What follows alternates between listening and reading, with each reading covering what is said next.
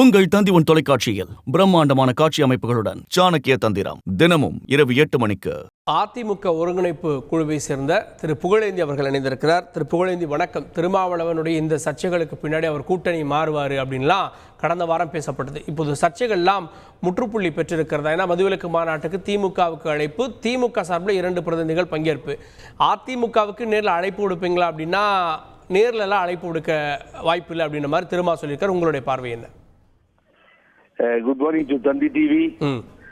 இது வந்து நமக்கு நம்ம தந்தி டிவியில நேற்று ரொம்ப அந்த செய்தியை முதல்ல ஒளிபரப்பு நீங்க ரொம்ப நன்றி. என்னன்னு கேட்டீங்கன்னா, பெருந்தகை அண்ணா சிலைக்கு பிறந்தநாள் விழாவில் கலந்து மாலை போட்டு வந்த உடனே சொன்னேன், புருஷனை அரசனை நம்பி புருஷனை கைவிட்ட மாட்டாரு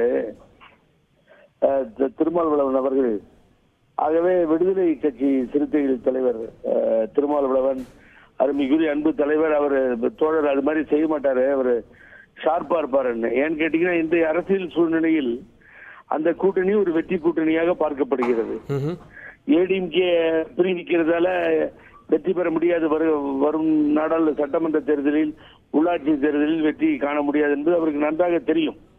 ஆனா அவர் கையில் எடுத்திருக்க இஷ்யூ என்னன்னு கேட்டீங்கன்னா, மது ஒழிப்புன்ற ஒரு மாநாட்டை நடத்தணும்னு சொல்லி விரும்பி அதை கையில் எடுத்திருக்கிறார். இதுக்கு வரவேற்பு இருக்கு, எதிர்ப்பு இருக்கு, இதெல்லாம் பாக்குறோம்.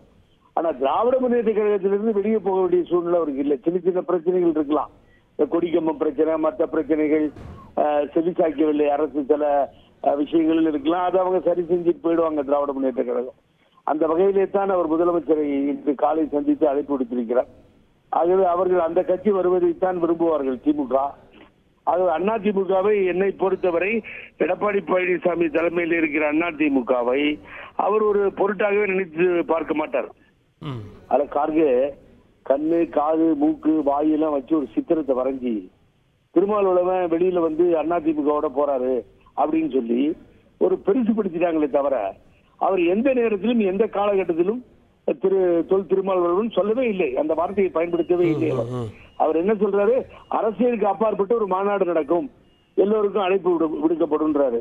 அவர் ஒருபடி எனக்கு அவருக்கு என்னோட கோரிக்கை என்னன்னா, நடத்துறதா நடத்துறீங்க, மது ஆலைகளை யார் யார் அரசியல் தலைவர்கள் வைத்திருக்கிறார்களோ, சொந்தமாக அதை நடத்துகிறார்களோ, அவர்கள் முன்வந்து அந்த ஆலைகளை, சாராய ஆலைகளை மூட வேண்டும். கார்கே என்னன்னு கேட்டீங்கன்னா, தந்தை பெரியார் அவர்கள் நாளைய தினம் பிறந்த நாளை காண இருக்கிறோம்.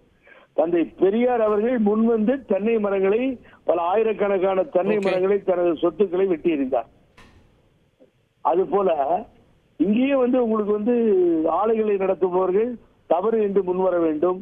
குடிக்கின்றவர்கள், அந்த கட்சியை சார்ந்தவர்கள் இதை குடிப்பதில்லை என்ற உறுதிமொழி எடுத்துக் கொள்ள வேண்டும். இப்படியெல்லாம் பல்வேறு நிலைப்பாடுகளை எடுத்தால்தான் முழுவதுமாக இந்த மது ஒழிப்பு வெற்றி பெறும் என்பது எனது கருத்து. நன்றி திரு புகழேந்தி. அதிமுகவுடெல்லாம் விசிக செல்வதற்கு வாய்ப்பே இல்லை அப்படின்னு பார்வைகளை வெளிப்படுத்துறீங்க. இணைந்ததற்கு நன்றி. 100% அதற்கு வாய்ப்பே இல்லை, அது முடிந்து போய்விட்டது. காலையில் முதல்வரை பார்த்த உடனேயே அது உண்மை வெளிவந்து விட்டது. இதைதான் நேற்றைய தினம் நான் பதிவு செய்திருந்தேன். நன்றி நன்றி திரு புகழேந்தி. உங்கள் தந்தி தொலைக்காட்சியில் பிரம்மாண்டமான காட்சி அமைப்புகளுடன் சாணக்கிய தந்திரம் தினமும் இரவு 8 மணிக்கு.